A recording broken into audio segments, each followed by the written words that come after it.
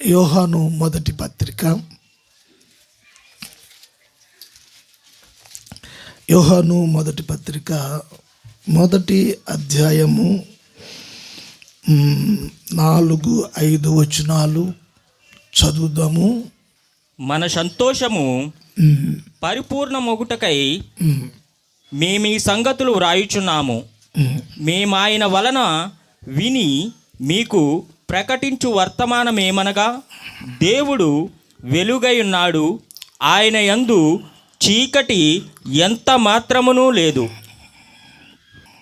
ఆయనతో కూడా సహవాసము గలవారమని చెప్పుకొని చీకటిలో నడిచిన ఎడల మనం అబద్ధమాడుచు సత్యమును జరిగింపకుందుము. అయితే ఆయన వెలుగులోనున్న ప్రకారము మనమును వెలుగులో నడిచిన ఎడల మనము అన్యోన్య సహవాసము గలవారమై ఉందుము. అప్పుడు ఆయన కుమారుడైన యేసు రక్తము ప్రతి పాపము నుండి మనలను పవిత్రులుగా చేయును. స్తోత్రం. మంచిది. అపోస్తలుడు యోహాను యేసు ప్రభువు శిష్యుల్లో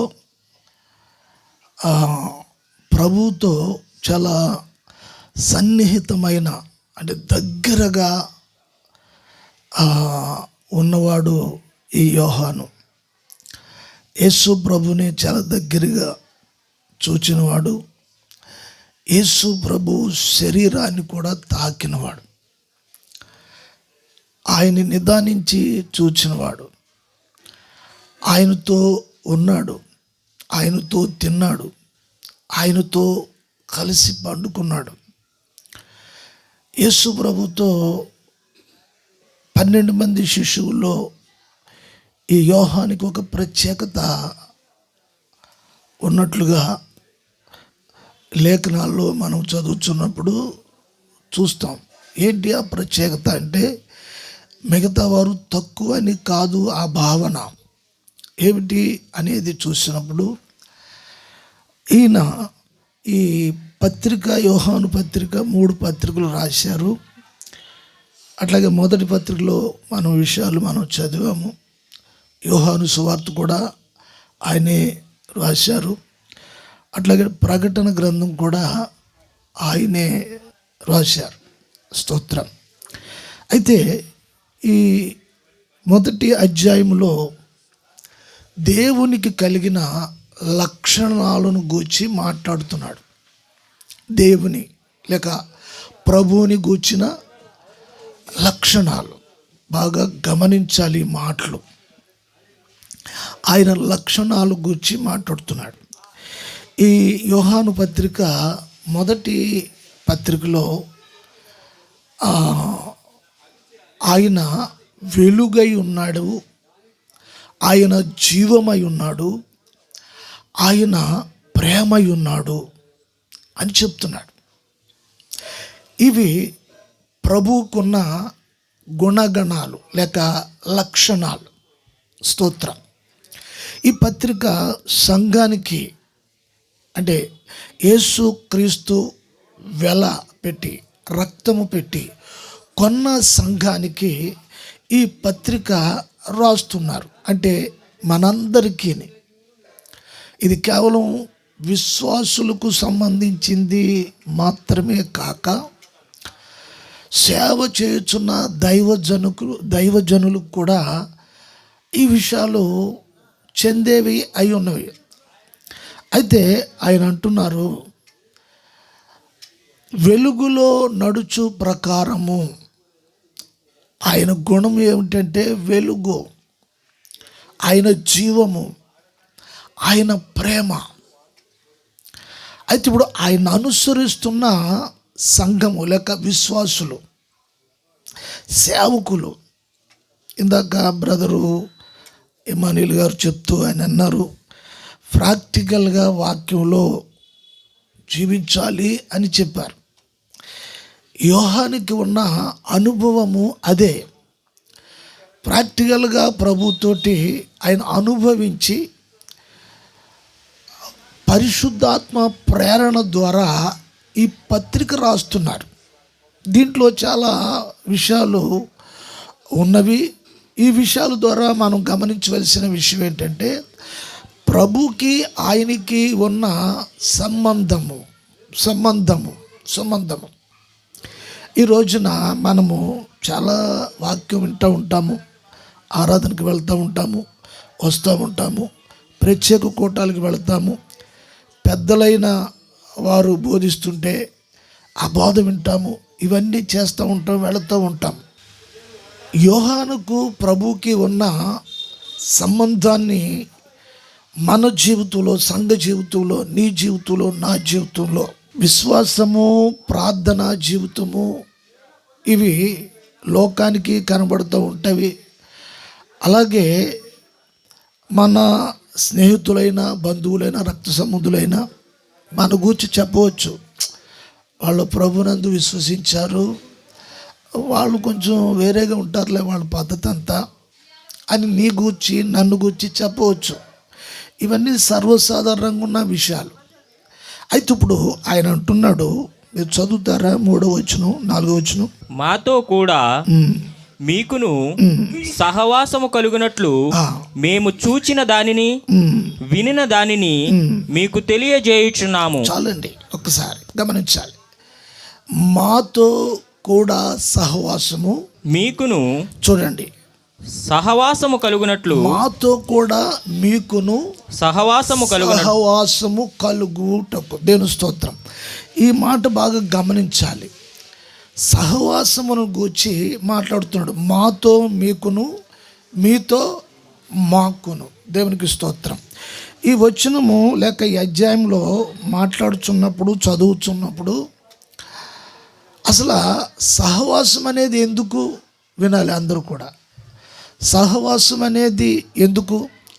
అసలు సహవాసం యొక్క ఉద్దేశం ఏమిటి? మనకి సహవాసంతో ఉద్దేశం ఏమిటి? ఎందుకు సహవాసము మనకెందుకు అవసరము? దాని ఉద్దేశం ఏమిటి అనేది వాక్యంలో మనము గమనిస్తే, ఎందుకు సహవాసం అంటే తండ్రి ప్రేమ ఎంతో తెలుసుకోవటానికి. అందరూ సార్ స్తోత్రం చెప్తారా? తండ్రి ప్రేమ తెలుసుకోవటానికి. ఈ లోకంలో అన్ని ప్రేమలను గూర్చి మనుషులు చవి చూస్తూ ఉన్నారు. అయితే ఇప్పుడు లోకానికి తెలియంది ఏమిటి అంటే తండ్రి ప్రేమ. స్తోత్రం. తండ్రి ప్రేమ తెలియదు. అయితే ఇప్పుడు సహవాసులు మాతో మీకును, మాతో కూడా 3 చదువు. మాతో కూడా 3ఏనా? 3. మాతో కూడా, చూడండి, మాతో కూడా మీకును సహవాసము కలుగునట్లు మేము చూచిన దానిని, వినిన దానిని మీకు తెలియజేయుచున్నాము. చాలు. ఇక్కడ మాతో కూడా మీకు సహవాసం అని చెప్తున్న ఉద్దేశాన్ని మనం గమనించాలి. ఇప్పుడు అపోస్తలుడు యోహాను ఎవరితో సహవాసము కలిగి ఉన్నాడు? ఆ కలిగి ఉన్న ఆయన ఎవరితో సహవాసం కలిగి ఉండాలని చెప్తున్నాడు? మాతో మీకు సహవాసము అంటూ ఉన్నాడు. అంటే ఇప్పుడు అపోస్తలులతో సంఘానికి సహవాసం ఉంది, అపోస్తలులకు ప్రభుతో సహవాసం ఉంది, ప్రభుకి తండ్రితో సహవాసం ఉంది. ఉన్నారా? తండ్రి ప్రేమను రుచి చూడటం అనేది యోహాను ఎరిగి ఉన్నాడు. ఆ ప్రేమలో సంపూర్ణమైన సంతోషము, సమాధానము ఉంది. చూడండి, ఇప్పుడు మనం అనుభవించే సంతోషాలు, ఆనందాలు కొద్దిపాటి ఉంటాయి. మన కుటుంబంలో వారికి ఏదైనా నచ్చింది చేస్తే ఆ కుటుంబంలో ఉన్నవారు మనల్ని మెచ్చుకుంటారు. భార్య అయినా, పిల్లలైనా, బంధువులైనా, అత్తమామలైనా మంచిదే అని బాగానే అని మెచ్చుకుంటారు కదా. అయితే ఆ మెచ్చుకోవటము ద్వారా ఎవరినైతే మెచ్చుకున్నారో ఆ వ్యక్తికి ఎంత సమయం సంతోషం ఉంటుంది? బాగా వాక్యం చెప్తున్నారు అంటారు. అది ఎంతవరకు సంతోషం ఉంటుంది? బాగా పాడుతున్నారు అంటారు. అది ఎంతవరకు సంతోషం ఉంటుంది? అది సంపూర్ణమైన సంతోషం కాదు. అయితే ఇప్పుడు సంపూర్ణమైన సంతోషము యోహాను ప్రభు ద్వారా పొందారు. గమనించాలి, ప్రభు ద్వారా పొందారు. ప్రభువు యోహాను విషయంలో చాలా నమ్మకం కలిగి ఉన్నాడు. యోహాను విషయంలో ప్రభువు చాలా నమ్మకం కలిగి ఉన్నాడు. బాగా గమనించాలి. మనం ఏదైనా ఒక పని అప్పగించినా, ఏదైనా ఇప్పుడు మన కుటుంబ పరంగా అయినా, లేతే మన పని విషయంలో అయినా సరే, ఏ రంగంలో అయినా సరే, మనం ఎవరికైనా ఏదైనా పని అప్పగించాలంటే నమ్మకస్తులుగా అప్పగిస్తాం కదా. పరిచర్యలో, సేవలో కూడా మరి ఏదైనా అప్పగించాలంటే అవతల వ్యక్తి నమ్మకమైన వ్యక్తి అయితేనే మనం ఏదైనా అప్పగిస్తాం. ఈ వ్యక్తి చేస్తారు అని.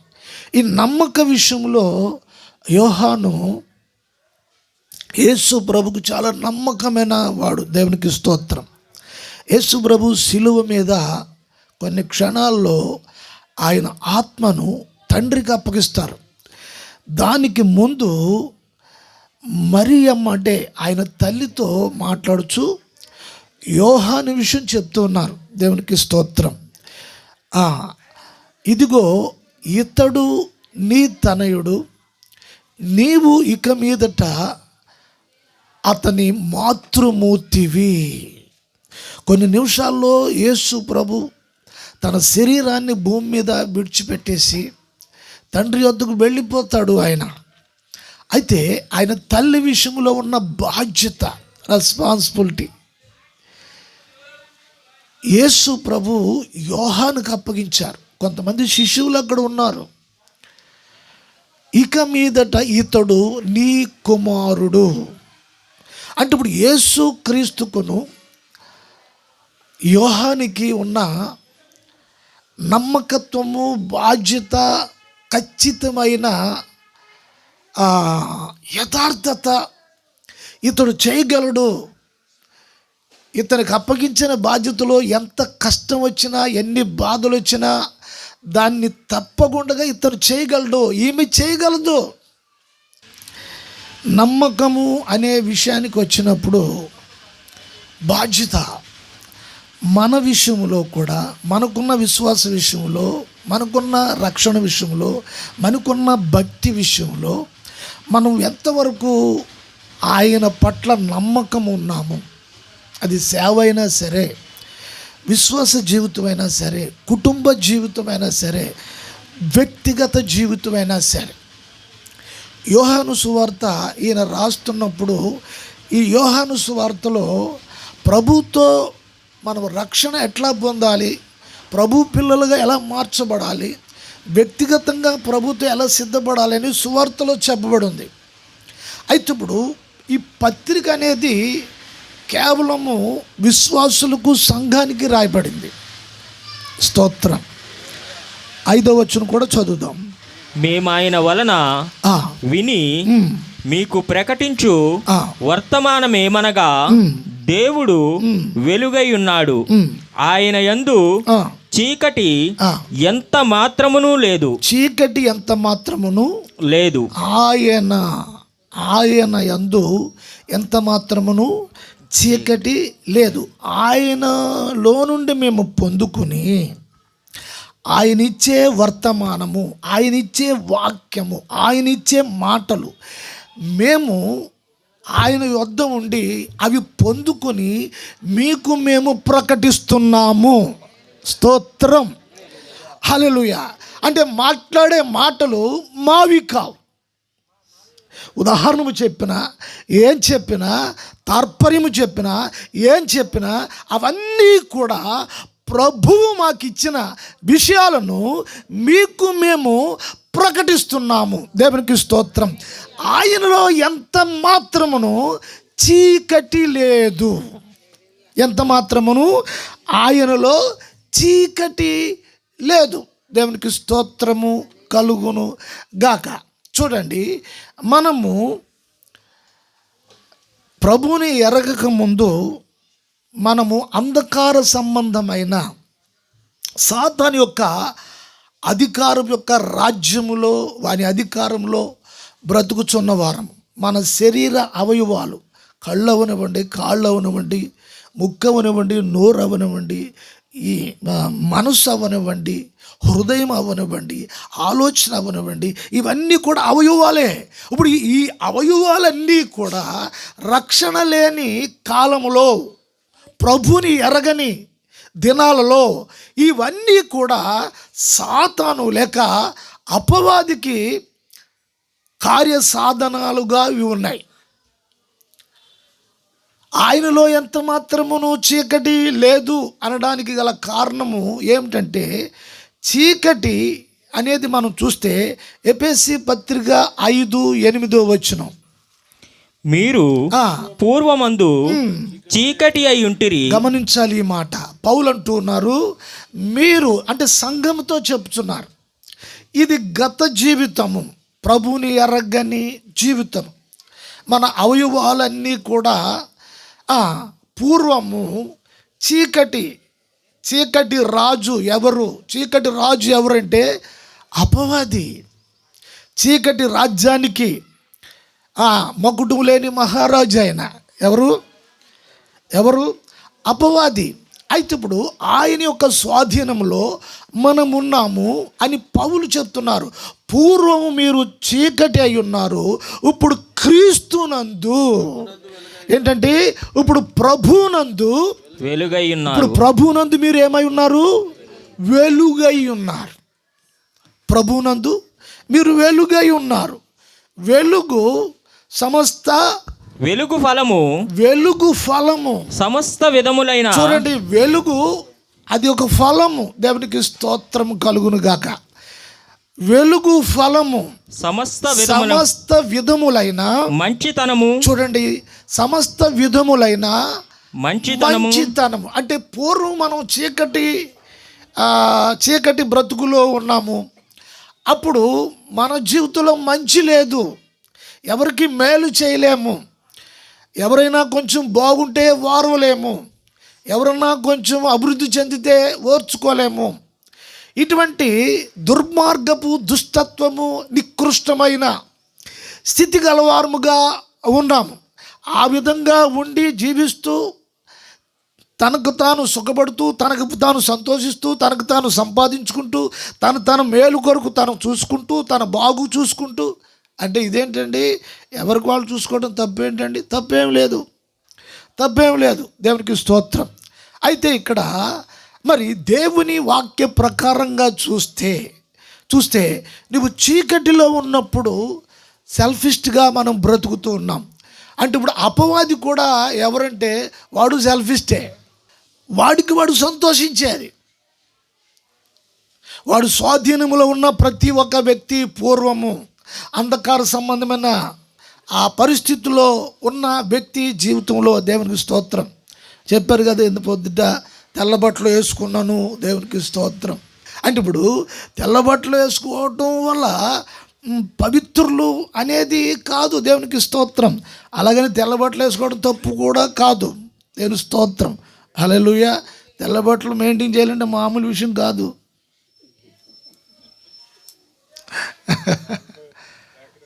ఇంటికాడ సేవకురాలకు ఉంటుంది పరిస్థితి, మామూలుగా ఉండదు. దేవుని స్తోత్రం కలుగును గాక. అది మామూలు విషయం కాదు. సరే, మంచిది. ఇక్కడ చూస్తున్నప్పుడు పూర్వము మీరు చీకటై ఉన్నారు, ఇప్పుడు క్రీస్తునందు వెలుగై ఉన్నారు. సమస్త వెలుగు ఫలము సమస్త విధములైన మంచితనము. చూడండి, సమస్త విధముల అన్ని విషయాల్లో మంచితనం. మనకి నచ్చిన వారి విషయంలో మంచితనము అనేదే కాక, మనకి నచ్చని వారి విషయంలో కూడా ఇది మంచితనము. ఈ లక్షణము, ఈ గుణము ఎవరిదంటే ప్రభు అయిన యేసు క్రీస్తుది. ఇక్కడ వెలుగు అని చెప్పబడి ఉంది కదా, దేవునికి స్తోత్రం. యోహాను సువార్తలో పత్రికలో మీరు ఆయన వెలుగులో నడిచిన ప్రకారం, ఏ వెలుగు? ఇక్కడ ఒక 1000 ల్యాంప్ 2 ల్యాంపులు వేసేసి కట్టేసుకుని ఆ వెలుగులోని నడవటం అనేది కాదు దాని అర్థం.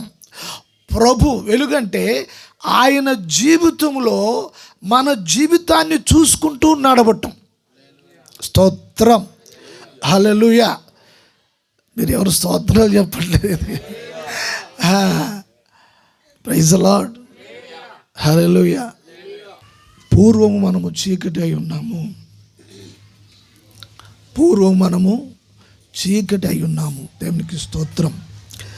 రక్షింపబడిన తరువాత మనము ఆయన వెలుగులో నడుచు ప్రకారము, యోహాను పత్రికలో ఆ మాట చదువుదాము. ఆయన వెలుగులోనున్న ప్రకారము, ఆయన వెలుగులో ఉన్న ప్రకారము మనమును వెలుగులో నడిచిన ఎడల, చూడండి, ఆయన వెలుగులో ఉన్న ప్రకారమును. ఇప్పుడు మనము ఆయన వెలుగులో, దేవునికి స్తోత్రం, ఆయన వెలుగులో, ఆయనలో ఉన్న సమాధానము, ఆయనలో ఉన్న సంతోషం. ఆ వెలుగులో నీవు నేను మనము వెళుతున్నప్పుడు, నడుస్తున్నప్పుడు మనలో ఒక పరిపూర్ణమైన ఆనందము, కొంతమంది చూడండి, నాకు అది లేదు, ఇది లేదు, ఎన్నున్నా అది లేదు, ఇది లేదు, ఏదో లోటు ఉంది, ఏదో అది ఉంది, అది లేదు, ఇది లేదని ఏదో ఒక నిరాశతో ఏముందండి, అన్నీ ఉన్నాయి కానండి. అయితే రక్షణ అనుభవంలో ఉన్న వ్యక్తి జీవితంలో ఆయన వెలుగులో ఉన్న ప్రకారమును మనము వెలుగులో నడిచిన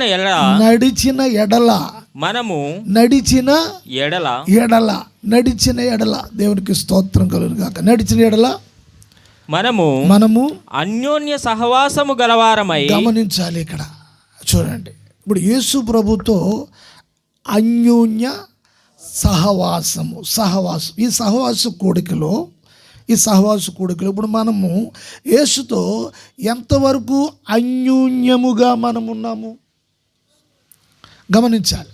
అన్యోన్యం, ఈ అన్యోన్యము అనే మాట ఏ సందర్భంలో ఉపయోగిస్తారు ఏమండి?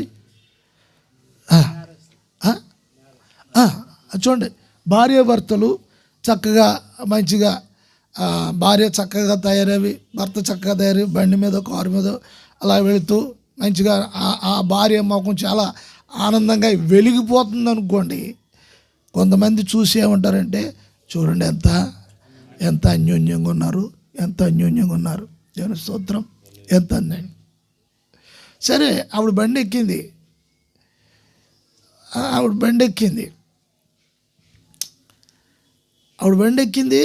ఆయన మోకమేమో అలాగుంది, ఈవిడ మోకమేమో ఇలాగుంది. చూసిన వాళ్ళు ఏమంటారు, అబ్బా ఎంత అన్యోన్యం అంటారా? అనగలుగుతారా? అనలేరు. కారణం ఏంటి? ఇక్కడ ప్రభువుతో ఒక అలంకార రూపముగా పౌలు కూడా ఈ మాట మాట్లాడే అలంకార రూపం, భార్యాభర్తల యొక్క సంబంధము, యేసు ప్రభుకి సంఘానికి ఉన్న విశ్వాసికిని ప్రభువుకి ఉన్న సంబంధము, దేవునికి స్తోత్రం కలుగును గాక. అన్యోన్య సహవాసము గలవారు, ఫెలోషిప్, దేవుని స్తోత్రం. ఇప్పుడు చెప్తారు, మాకు ఫెలోషిప్ ఉందండి, మాకు సహవాసం ఉందండి, మాకు సంఘం ఉందండి, అది చెప్తూ ఉంటారు. మంచిదే, ఉండాలి, దేవునికి స్తోత్రం. అయితే ఇప్పుడు ఇక్కడ యోహాను మాట్లాడుతున్న మాట ప్రభువుకిని సంఘానికి, ప్రభువుకిని దేవుని పిల్లలకు, ప్రభువుకిని విశ్వాసులకు, దేవునికి స్తోత్రం, అన్యోన్య సహవాసము గలవారమై. అంటే ఆదివారం 2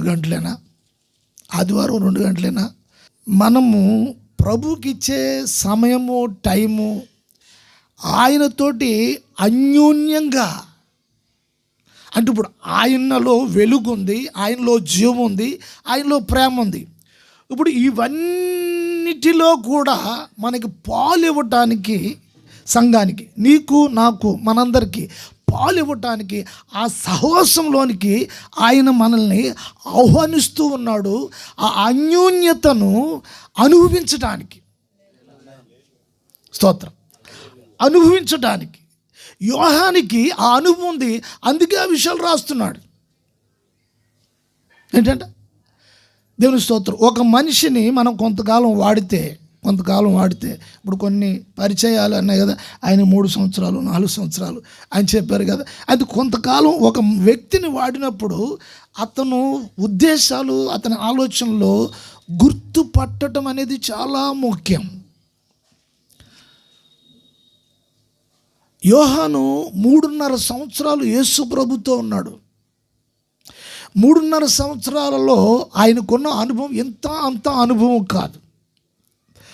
యోహాను సువార్త 17వ అధ్యాయంలో ప్రభువును గూర్చి రాస్తాడు, చాలా విషయాలు రాస్తాడు. యోహాను 4 సువార్తల్లో యోహాను సువార్త చాలా గొప్పది. చాలా గొప్ప విషయాలు పరిశుద్ధాత్మ దేవుడు యోహానుకు బయలుపరిచారు. ఏ సువార్తలు కూడా అన్ని విషయాలు బయలుపరచలేదు. శిష్యులు అన్నారు, ప్రభువా, నువ్వు తండ్రికి ప్రార్థన చేస్తున్నావు కదా, నిన్ను మేము చూస్తూనే ఉన్నాము ఎప్పుడును. అయితే ఇప్పుడు తండ్రికి మీరు ప్రార్థన చేస్తున్నారు కదా, అయితే ఇప్పుడు మాకు ఒక కోరిక ఉంది, ఇప్పుడు మేము తండ్రిని చూడాలి, తండ్రిని చూపించని అడిగారు శిష్యులు. దేవుని స్తోత్రం. ఆ మాటకి యేసు ప్రభు ఆయన ఏమన్నారంటే, దేవుని స్తోత్రం, నన్ను చూచినవాడు తండ్రిని. అంటే ఇప్పుడు యేసుప్రభు ఎవరు? యేసుప్రభు ఎవరు? దేవునికి స్తోత్రం. పరలోకం తండ్రి ఆత్మరూపిగా ఉన్నాడు. ఆయన పిల్లలకు ఆయన ప్రేమను వ్యక్తపరచడానికి, తెలియపరచడానికి మానవ స్వరూపంలోనికి ఆయన వచ్చి తన ప్రేమను వ్యక్తపరుస్తున్నాడు, వెల్లడి చేస్తూ ఉన్నాడు. ఈ విషయాలన్నీ కూడా యోహాను బాగా స్టడీ చేశాడు. విశ్వాస జీవితంలో బైబిలు నువ్వు 4 సార్లు 5 సార్లు చదవచ్చు. అది చదవటం వేరు, ధ్యానించటం వేరు. చదివి ధ్యానించినప్పుడు దేవునికి స్తోత్రం, హల్లెలూయా, ప్రభు అనేది ఆయన దేవుడా, లేదా ఆయన ఒక మనిషా, లేకపోతే ఆయన ఎవరు అనే విషయాలు గుర్తించగలుగుతాం. కుటుంబాల మధ్యలో మనుషుల మధ్యలో అవగాహన ఉండదు. కుటుంబంలో పొద్దుంచి సాయంత్రం దాకా కష్టపడి చేసి కుటుంబాన్ని, పిల్లల్ని, భార్యని పెంచి చేసుకొస్తుంటే, భర్త విషయంలో కొంతమంది స్త్రీలు ఎలా ఉంటారంటే, కొంతమంది, అందరూ కాదు, ఎలా ఉంటారంటే ఆయన ఒక మమ్మల్ని పోషించే యంత్రం కింద ఉంటుంది. ఏంటి యంత్రం అంటే ఒక మిషన్. ఏమైనా మిషన్కి ఏమైనా ఫీలింగ్స్ ఉంటాయా? దుఃఖం ఉంటుందా? బాధ ఉంటుందా? నన్ను ఇంత బలంగా వాడుతున్నారు, డే అండ్ నైట్ వాడుతున్నారు, నాకు కూడా కొంచెం రెస్ట్ కావాలి కదా, ఏమైనా ఉంటుందా? కాదు కదా. తెలుస్తోతాం. అయితే మనిషికి ఫీలింగ్స్ ఉంటాయి. ఆ ఫీలింగ్స్ ఎరిగిన ప్రభువు ఆ మనిషి స్వరూపంలోనికే వచ్చాడు. దేవునికి స్తోత్రము కలుగును గాక, హల్లెలూయా. యోహాను కూడా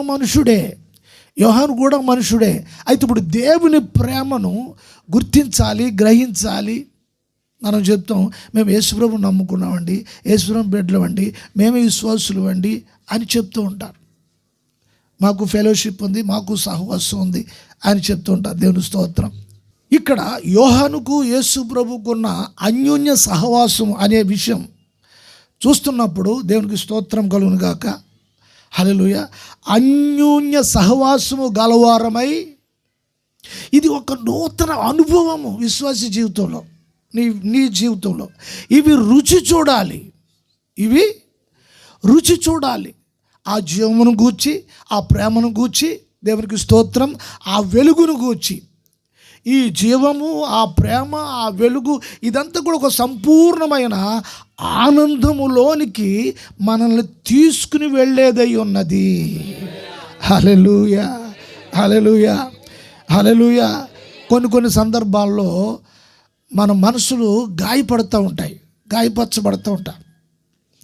కొన్ని సందర్భాల్లో దేవునికి స్తోత్రం, సహవాసం ఎందుకు నీకు, సహవాసం ఎందుకు, వాక్యంతో నీకు సహవాసం ఎందుకు, తండ్రితో నీకు సహవాసం ఎందుకు, పరిశుద్ధాత్మతో సహవాసం ఎందుకు, వాక్యంతో సహవాసం ఎందుకు, ఇలాగా అందరం కలిసి ప్రార్థన ఒక గుంపుగా ఉండటము అనేది ఎందుకు అంటే, ఇది ఎందుకంటే నీ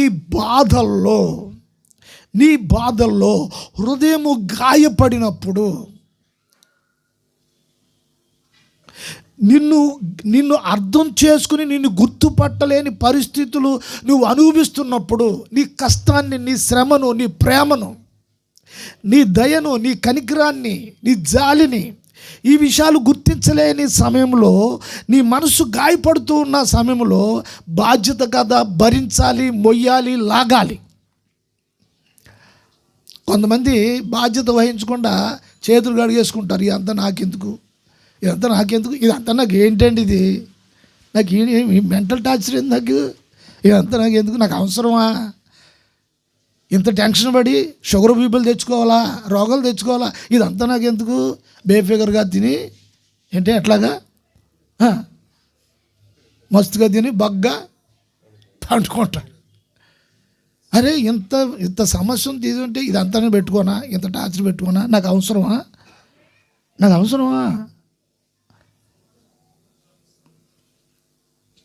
గమనించాలి, ప్రభుకి అవసరం ఆయన సహవాసము, అన్యోన్యతలోనికి నీకు పాలు ఇవ్వటానికి,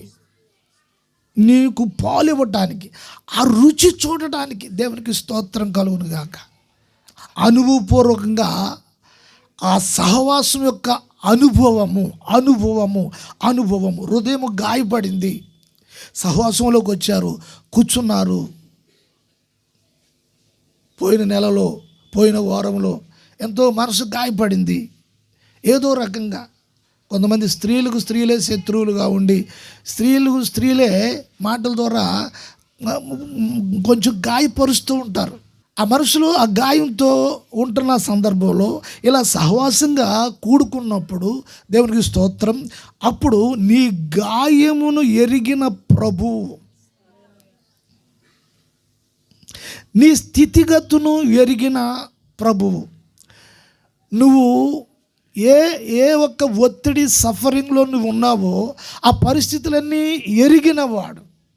నువ్వు అన్యాయంగా ప్రవర్తించి నువ్వు నష్టాన్ని నువ్వు పొంది ఉండవచ్చు, లేకపోతే నీతిగా ఉండి కష్టాలు పాలు ఉండవచ్చు. ఏది ఏమైనాను మేలు చేసి కీడు అనుభవించవచ్చు. ఎన్నో పరిస్థితులు నీకు ఉండవచ్చు.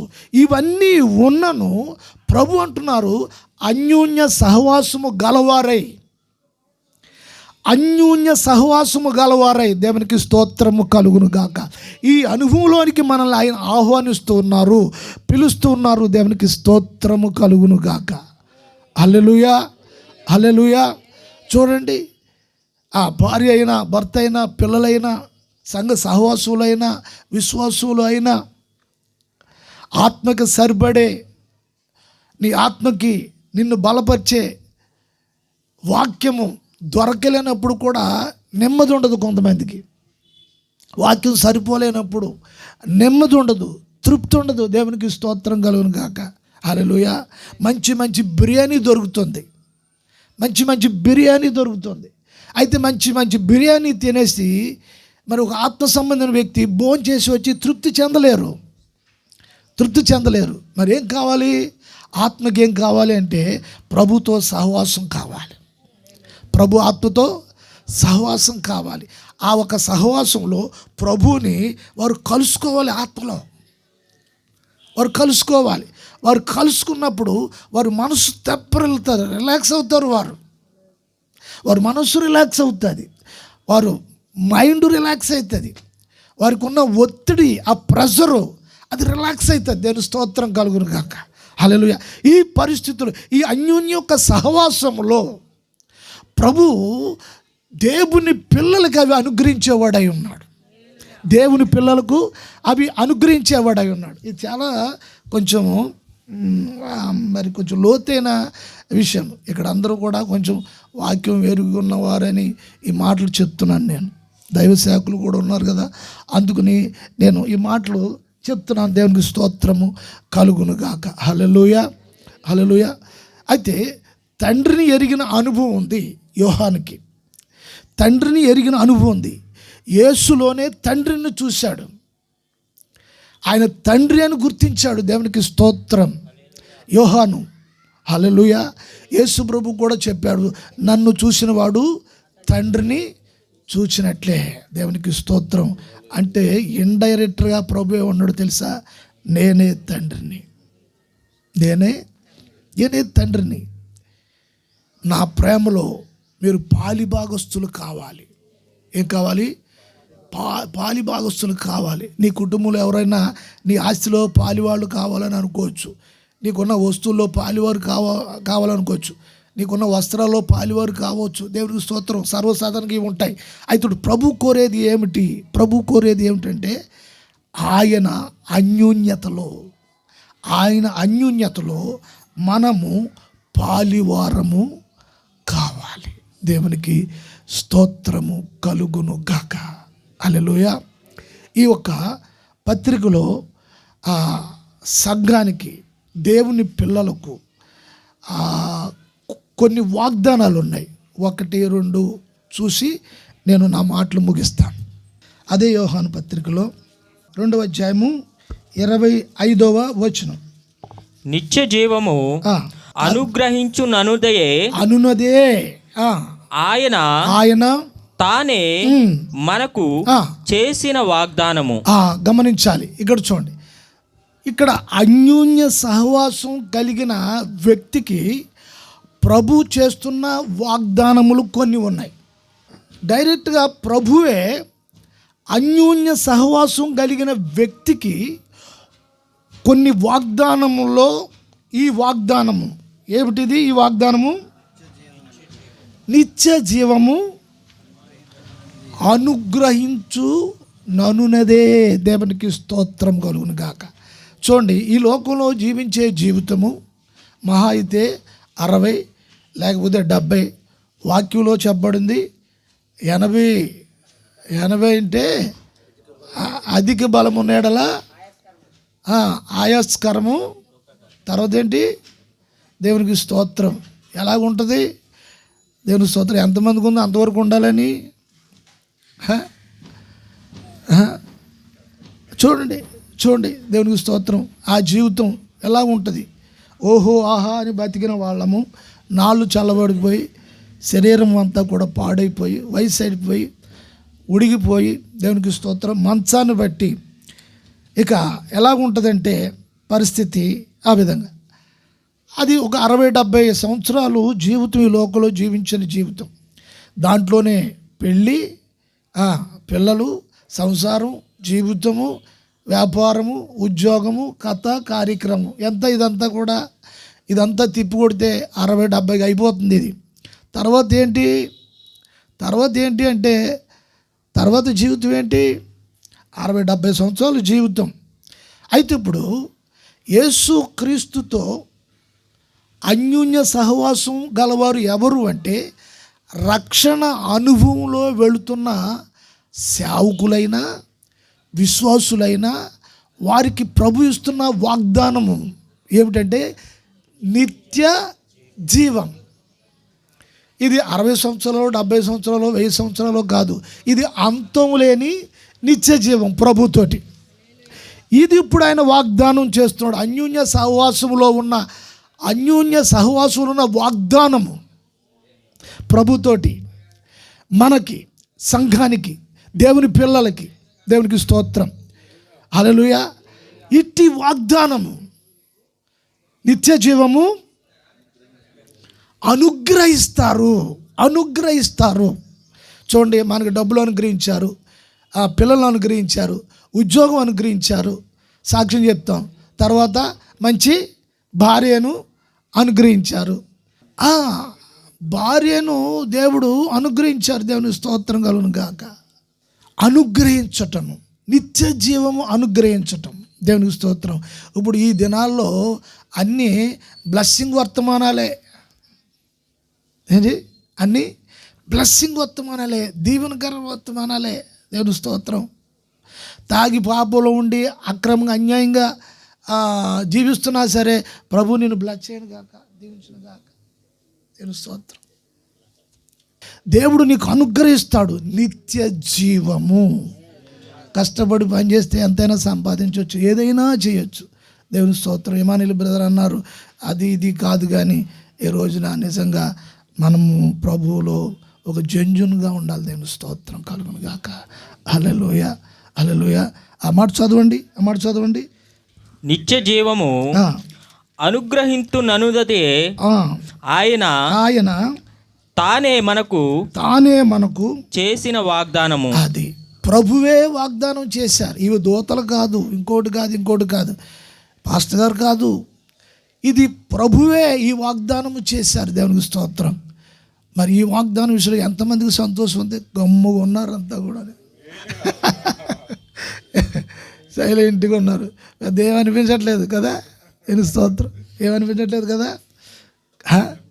హృదయంలో ఏమనిపించట్లేదు కదా? ఏ కదలికి ఏమనిపించట్లేదు కదా? ఎప్పుడో వాగ్దానం, ఎప్పుడో నిత్యజీవం, ఎప్పుడు అంటే కాదండి. ఇప్పుడున్న పరిస్థితులు కూడా చక్కబెట్టగలడైనా. నిత్య జీవాన్ని వాగ్దానం చేసిన వాడు ఈ టెంపరీ ఈ కాలాన్ని హ్యాండిల్ చేయలేడా మన జీవితంలో? దేవుని స్తోత్రం. ఉన్న ప్రెజర్స్ నుంచి మనం తప్పించలేడా? గాయపడ్డ మనస్సుల్ని ఆయన మనల్ని మరలా తిరిగి పునర్నిర్మాణం చేయలేడా? మనల్ని ఆదుకోలేడా? మనల్ని ఆదరించలేడా? వాక్యంతో మాట్లాడలేడా? దేవునికి స్తోత్రం కలుగును గాక. హల్లెలూయా, హల్లెలూయా. మందమాతితనంతో ప్రభుతో ఉన్న అన్యోన్య సావాసము నుండి మనం ఎప్పుడు కూడా వేరేగా ఆలోచించకూడదు. స్తోత్రం, హల్లెలూయా. నీకు నిత్య జీవము ఆయనే చెప్తున్నాడు, నీకు నేను అనుగ్రహిస్తాను. మొదటిది నిత్య జీవం. రెండోది కూడా మనం చూద్దాం. అదే 2వ అధ్యాయము 28వ వచనం చూడండి. ఆ మాట కూడా రెండవది.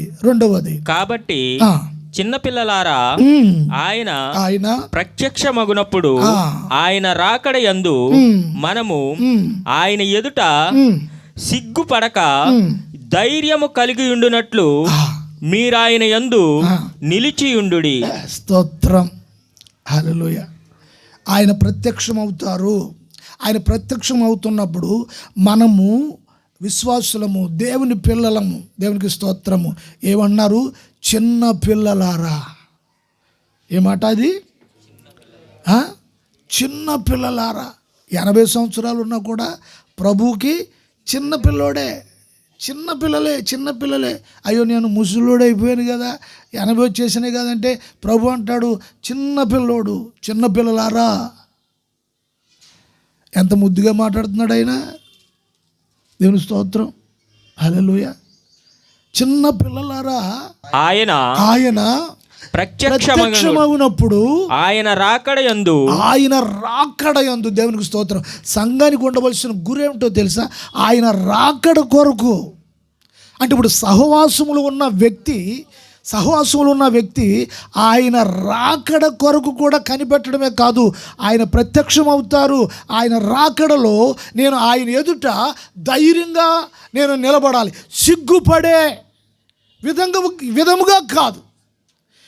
నేను యేసు ప్రభువుని నమ్ముకున్నానని చెప్పి, వెలుగైన దేవుని నమ్ముకున్నానని చెప్పి, జీవమైన దేవుని నమ్ముకున్నానని చెప్పి, ప్రేమైన దేవుని నమ్ముకున్నాను అని చెప్పి, చీకట్లో నడుస్తూ, చీకట్లో జీవిస్తూ, చీకట్లోనే బ్రతుకుతూ రేపు ప్రభు ప్రత్యక్షమైనప్పుడు ఆయన ఎదుట నిలబడడానికి ఎక్కడ ధైర్యం ఉంటుంది? సిగ్గుపడనక్కర్లేనట్లుగా ఎవరు ఎదుట? మనము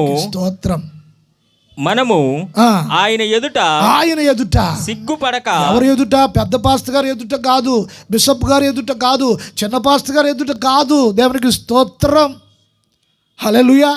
ఢిల్లీలో ఉన్న పాస్టర్ గారు ఎదుట కాదు, మెయిన్ పాస్టర్ గారు ఎదుట కాదు. ఎవరు ఎదుట?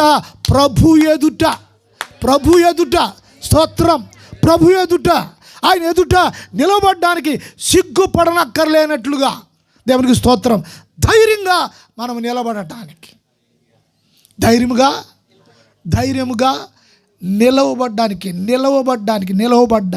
నీ నిలకడ లేని జీవితంగా కాదు, ప్రభువులో నిలబడే వ్యక్తిగా ఉండాలి.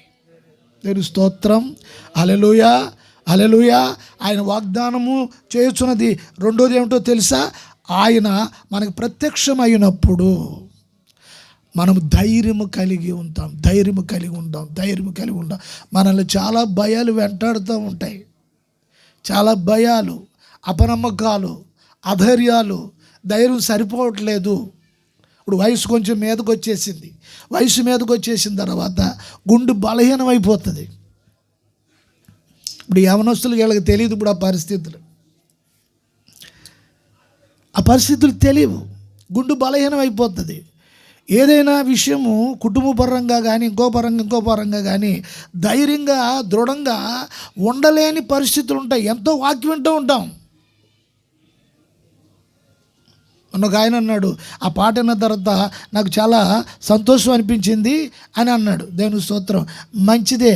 ఆ పాట చాలా బాగుంది. మ్యూజికల్గా మంచి హిట్ అయిన సాంగ్ అది. బాగుంది, చాలా సంతోషంగా ఉంది పాస్టర్ గారు అని అన్నాడు. అప్పుడు నేను అన్నాను, ఎంతసేపు ఉంది ఆ సంతోషం అంటే, అదే పాట ఎంతసేపు ఉంది, మరి తర్వాత లేకపోవడానికి గల కారణం ఏంటంటే దాంట్లో ఉన్న లిరిక్స్లో వాక్యం లేదు.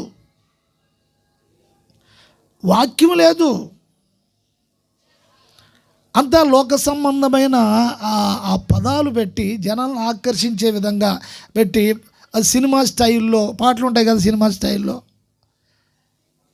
ఆనందం, అవి వింటే ఆనందం ఉండదు. దేవుని స్తోత్రం కలుగునుగాక. గమనించాలి.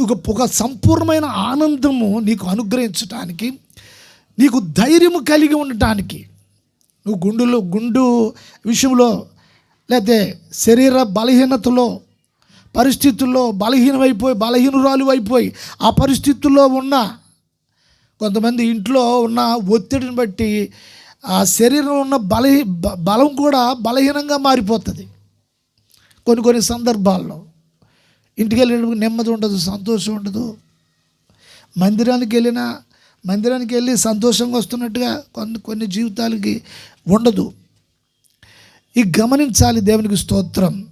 నీకు ఆయన ధైర్యాన్ని వాగ్దానం చేస్తున్నాడు, నిత్య జీవాన్ని వాగ్దానం చేస్తున్నాడు, మొదటిది. రెండోది, ధైర్యాన్ని వాగ్దానం చేస్తూ నీవు నిలకడగా నిలిచుడు. మాట చదువు, నువ్వు నిలిచి ఉండుటకు. దేవునికి స్తోత్రం కలుగును గాక. నిలిచి మనము ఆయన ఎదుట సిగ్గుపడక ధైర్యము కలిగి ఉండినట్లు మీరు ఆయన యందు నిలిచి చూడు మీరు ఆయన ఎదుట సిగ్గుపడకుండా ధైర్యము గలవారుగా, ప్రతి విషయములో ధైర్యము గలవారుగా. కొంతమంది ప్రభుని నేను నమ్మాను అని చెప్పడానికి, పబ్లిక్లో నేను ప్రభుని నమ్మాను, ప్రభు అందు విశ్వసించాను అని చెప్పడానికి కొంతమంది సిగ్గుపడతారు. మందిరంలో ఒక రకంగా, బయట ఒక రకంగా. పాస్టర్ గారు ఎదుట అలాగా, బయట ఇంకో రకంగా. ప్రభు అంగీకరించండి. నిన్ను నిలకడగా ధైర్యము కలిగి ప్రతి విషయంలో, ప్రతి చోట నీకు ధైర్యాన్ని వాగ్దానం చేస్తున్నాడు ప్రభు. దేవునికి స్తోత్రం కలుగును గాక. హల్లెలూయా. సంఘం కొంచెం అటు ఇటు అయిపోయి, ఈ కరోనా టైంలో కొంచెం జనాలు అటు ఇటు అయిపోయినా సరే, పరిస్థితులు తారుమారు అయిపోయినా సరే, పిలిచిన వాడైతే ఉన్నాడు. అందరు స్తోత్రం చెప్పండి. పిలిచిన వాడు ఉన్నాడు, ఆయన నమ్మదగిన వాడు. దేవుని స్తోత్రం. హల్లెలూయా. ఆయన యందు నిలిచి ఉన్నాం. దేవుని స్తోత్రం. చాలామంది సలహాలు ఇచ్చారు, సేవకులు కూడా. మీ పరిచర్య ఇక్కడ అయిపోయింది దాస్ గారు, మీరు ఇక్కడ నుంచి వెళ్ళిపోవాలన్నారు, ప్రవచనాలు చెప్పారు. నన్ను పిలిచిన వాడికి ప్రార్థన చేశాను, ప్రభు మరి ఏంటి, మరి ఇక్కడ సంఘము కొంతమంది మరి వెళ్ళిపోయారు కదా, ఏంటి పరిస్థితి అంటే, ఆయన నుండి నాకు ఎటువంటి సమాధానం రాలేదు. ఏం చేద్దాం, పంపించినోడు వెళ్ళిపోమని చెప్తే వెళ్ళిపోతాను కదా. 25 సంవత్సరాలు అయిపోయింది. అయితే మరి ఏంటి ఆధారము, ఏంటి నీ ధైర్యం ఏంటంటే, నా ధైర్యం నా యేసు. హల్లెలూయా. నా ధైర్యము నా యేసు. దేవుని స్తోత్రం కలుగును గాక. హల్లెలూయా. రేపు ఆయన ఎదుట సిగ్గుపడవలసిన అవసరము చెప్తారు ఈ మాట. సిగ్గుపడవలసిన అవసరము లేదు. దేవునికి స్తోత్రం కలుగును గాక. సిగ్గుపడవలసిన అవసరము లేదు. ప్రైదులాడు చూడండి, వాడు ఎంత ఉన్నాడో. సిగ్గుపడవలసిన అవసరము లేదు లేదు లేదు లేదు. దేవుని స్తోత్రం. నీకు ధైర్యాన్ని కలుగు చేస్తారు. నీకు ధైర్యాన్ని వాగ్దానం చేస్తున్నాడు ప్రభు. ఆఖరిగా మరొక మాట, ఇంకొక వాగ్దానం చూసి నా మాటలు నేను ముగిస్తాను. దేవుని స్తోత్రం. చదవండి యోహాను పత్రిక 4వ అధ్యాయము 18వ వచనం చదవండి. ప్రేమలో భయముండదు. గమనించాలి, బాగా గమనించాలి ఈ మాటలు. ప్రేమలో భయముండదు, దేవుని ప్రేమలో భయం ఉండదు. అంతేకాదు పరిపూర్ణ ప్రేమ. చూడండి ఏంటంటే పరిపూర్ణ ప్రేమ, పరిపూర్ణమైన ప్రేమ భయమును వెళ్ళగొట్టును. స్తోత్రం, హల్లెలూయా. అర్థమవుతుందా? పరిపూర్ణమైన ప్రేమ, ఇది క్రీస్తు ప్రేమ. పరిపూర్ణమైన ప్రేమ భయమును వెళ్ళగొట్టును. దేవునికి స్తోత్రం కలుగును గాక. అయిపోయిందా? ఇంకొందా? భయము దండనతో కూడినది. భయము దండనతో కూడినది. దండన అంటే శిక్ష, దాని తీర్పు అని కూడా అనొచ్చు. అర్థమవుతుందా? దండనతో కూడినది, శిక్షతో కూడినది. భయపడువాడు ప్రేమయందు పరిపూర్ణము చేయబడని వాడు కాడు. అది భయపడువాడు. దేవునికి స్తోత్రం. రెండో వాగ్దానంలో ఆయన ధైర్యాన్ని కలుగు చేసేవాడు ప్రతి విషయం. నీ ఎదుట ఎటువంటి సమస్య వచ్చి నిలబడినా, తలలు తెగిపోతాయి, మాట పోతుంది, అక్కడ నిలబడలేము, గౌరవం పోతుంది, పరిస్థితులు మారిపోతాయి. అటువంటి సందర్భాలలో దేవునికి స్తోత్రం ధైర్యం ఇచ్చి నిలబెట్టేవాడు ఆయన. మూడోది మనం చూసినప్పుడు నిజమైన భయము అనే విషయం గురించి ప్రభు మాట్లాడుతున్నారు. నిజమైన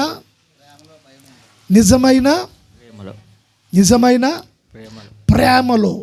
అప్పుడు నిజమైన ప్రేమ అంటే అబద్ధమైన ప్రేమ కూడా ఉంటుంది కదా. నిజమైన ప్రేమలో ఉన్నప్పుడు అబద్ధమైన ప్రేమ ఉంటుంది కదా. నిజమైన ద్రాక్షవల్లి నేను, నిజమైన ద్రాక్షవల్లి అంటే అబద్ధపు ద్రాక్షవల్లి కూడా ఉంటుంది కదా. దేవుని స్తోత్రం, హల్లెలూయా. అబద్ధపు ద్రాక్ష అంటే దేవుని స్తోత్రం ప్లాస్టిక్ ఉంటాయి కదా, గ్రేప్స్ ప్లాస్టిక్. అవి నిజమైన ద్రాక్ష పళ్ళు కంటే చాలా అందంగా కనపడతాయి. మరి నోట్లో వేసుకుంటే ఏ పులుపు ఉండదు, తీపి ఉండదు. పొద్దుడు వేసుకుంటే రాత్రి అంతా నవ్వులు అలాగే ఉంటుంది. అది ఇక్కడ నిజమైన ప్రేమ, ఇది ప్రభు ప్రేమ. ఈ వచనాలు, ఈ విధానం, ఈ పరిస్థితులు యోహాను తన అనుభవంలోంచి తెలియచేస్తూ ఉన్నాడు. ఈ విషయం ఎవరికి? చదువు. ప్రేమలో భయం ఉండదు. అంతేకాదు పరిపూర్ణమైన ప్రేమ భయమును వెళ్ళగొడుతుంది. భయము దండనతో కూడినది. భయపడువాడు ప్రేమయందు పరిపూర్ణమైన వాడు కాడు. చేయబడి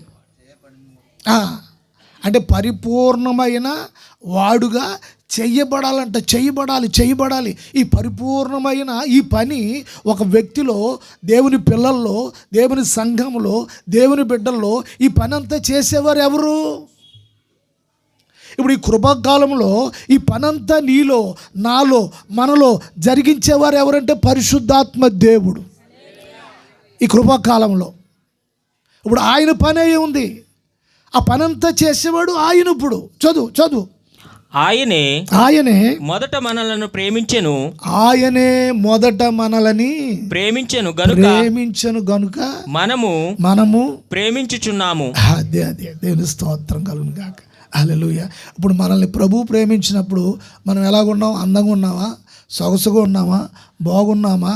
గొప్పవారు అయినా, జ్ఞానులు అయినా, తెలివైన వారు అయినా మనల్ని ఎందుకు ప్రభు ప్రేమించాడు? ముందు ఆయనే ప్రేమించాడు. ముందు ఆయన నన్ను ప్రేమించాడు. దేవుని స్తోత్రం. గమనించాలి. దేవునికి స్తోత్రం. సేవలో ఉన్న సేవకుడికి వర్తించవలసిన విషయాలు ఇవి. సేవకుడు సేవ పరిచర్య విషయంలో కొన్ని భయాలు వెంటాడుతూ ఉంటాయి.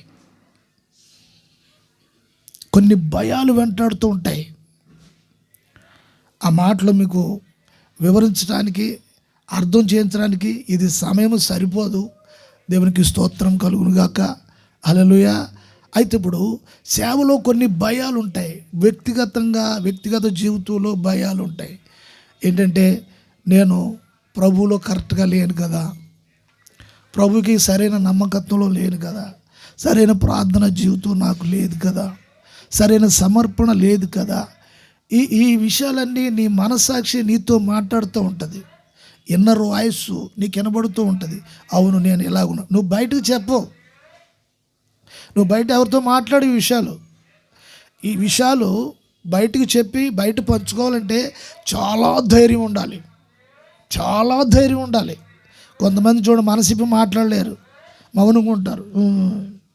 తిన్నామంటేనే తినలేదంటే తిన్నామంటే తినలేదంటే ప్రతిదానికి ఊవే. ఓపెన్గా చెప్పరు. అరే తినలేదు పట్టరాదా, తింటాను, ఆకలేస్తుంది అని అనలేరు. చూడండి, ఎన్నో భయాలు గమనించాలి ఈ విషయం. అయితే ఇప్పుడు నీ వ్యక్తిత్వాన్ని ప్రభు చూస్తున్నాడు. నీకున్న ప్రజెంట్ ఉన్న ఆ పరిస్థితిని ప్రభు చూడడు. ప్రజెంట్ నువ్వు ఇప్పుడు ఎలాగున్నావు అది చూడడు. నీ వ్యక్తిత్వం ఎటువంటిది, నీ క్యారెక్టర్ ఎటువంటిది అది చూస్తాడు. ఆ భయాలను చూస్తాడు. దేవునికి స్తోత్రం కలుగును గాక.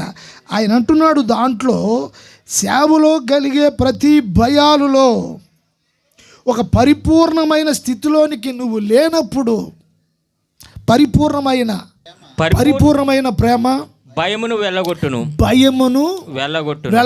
భయం వెళ్ళిపోతుంది అంట. దేవుని స్తోత్రం. నువ్వు తోలక్కర్లా, అది వెళ్ళిపోతుంది నీలో. అది వెళ్ళలేదు, నీలోనే ఉన్నది ఆ భయాలు.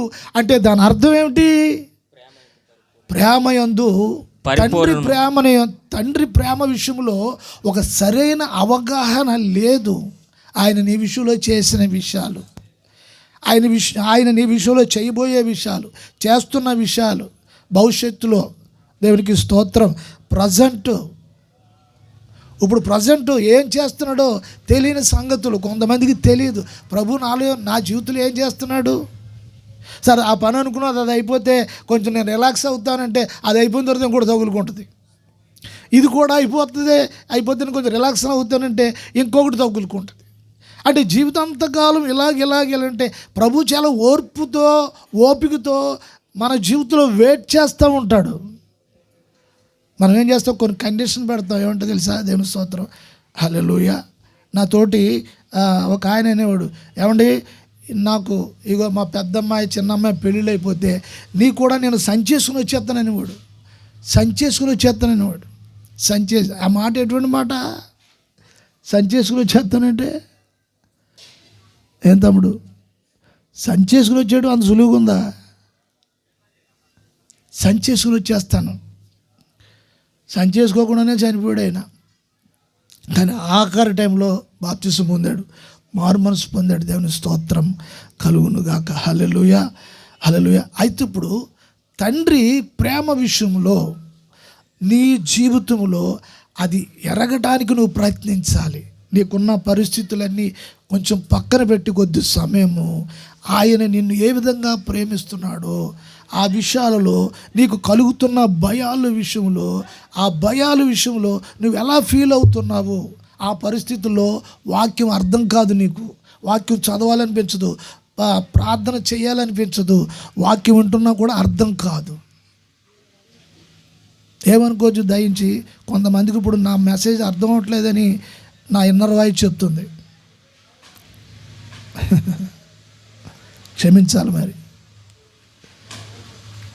క్షమించాలి నన్ను, ఈ మాట కొంచెం కఠినంగా ఉంటే.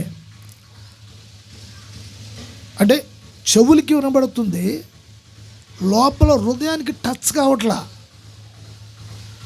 ఏవో అడ్డుగా ఉన్నాయి, అక్కడ ఆగిపోతున్నాయి. కొంతమందికి అక్షరము తెలుసు, అక్షరం లోపల ఉన్న ఆత్మీయ స్థితిని పరిశుద్ధాత్మతో మాట్లాడుతున్నప్పుడు నీ హృదయాన్ని తాకుతుంది, నీకున్న పరిస్థితిని తాకుతుంది, దాన్ని తెలియజేస్తుంది. దాన్ని నిర్లక్ష్య పెట్టవద్దు అని దాని అర్థం. ప్రభు స్వరము, పరిశుద్ధాత్మ స్వరము వినపడుతుంది అంటే తండ్రి విషయంలో, ప్రభు యొక్క కార్య విషయంలో నీవు నిర్లక్ష్యము చేయవద్దు అని దాని అర్థం. ఇప్పుడు అన్ని భయాలు పోగొడతాను, నీలో పరిపూర్ణమైన ప్రేమ లేదు, సంపూర్ణమైన ప్రేమ లేదు, నీ ప్రేమలో యథార్థత లేదు, నీ ప్రేమలో తీపి తీపి మాటలు ఉన్నాయి, పుల్లారెడ్డి స్పీడ్ లాగా. కానీ ప్రభు అంగీకరించే ఆ ప్రేమ ఆయన కనబట్ల. దేవుని స్తోత్రం. అందును బట్టి కొన్ని భయాలు వెంటాడుతూ ఉన్నాయి. అది కొంచెం చదివేసే మనం ప్రార్థన చేసుకుందాము. ప్రేమలో భయం ఉండదు, అంతేకాదు ప్రేమలో భయము ఉండదు. ప్రేమలో భయం ఉండదు. అంటే ఇప్పుడు ఈ ప్రేమ ఏంటంటే భయం లేదని ఎచ్చలివిడిగా తిరగమనిగా దాని అర్థం. ప్రేమ ఉంది కదా, దేవుని ప్రేమ ఉంది కదా, దేవుని స్తోత్రం. ప్రేమించాలండి కాదండి, అందరిని ప్రేమించాలి కాదండి, అలాగని వాళ్ళకి నచ్చిన ప్రేమిస్తారు. ఇది కాదు. దేవునికి స్తోత్రం.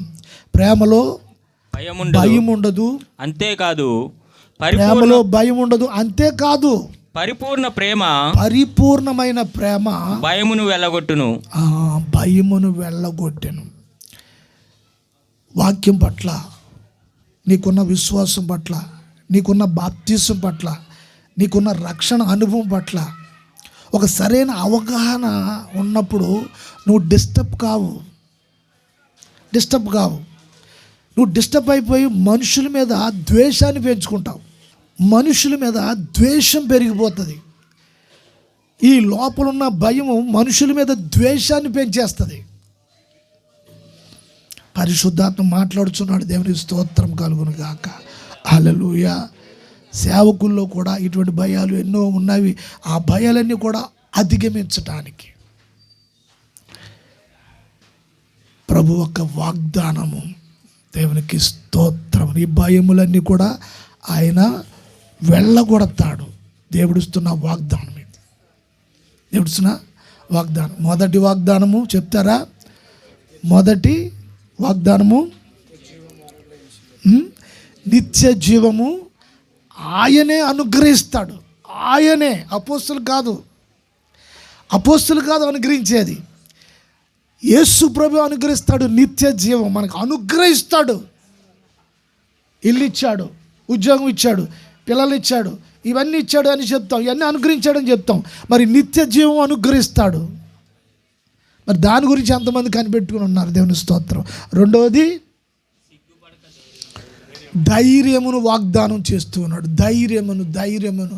ఈ రోజున ఎన్నో భయాలతో మనుషులు బతుకుతున్నారు. అన్నీ ఉన్నాయి, ఏదో ఒక భయం, ఏదో ఒక బలహీనత. కానీ ప్రభు వాగ్దానం చేస్తున్నాడు సంఘానికి, దేవుని పిల్లలకు, నీకు ధైర్యాన్ని వాగ్దానం చేస్తూ ఉన్నాడు. మూడోది, నీలో ఉన్న భయాల్ని ఆయన వెళ్ళగొడతాడు.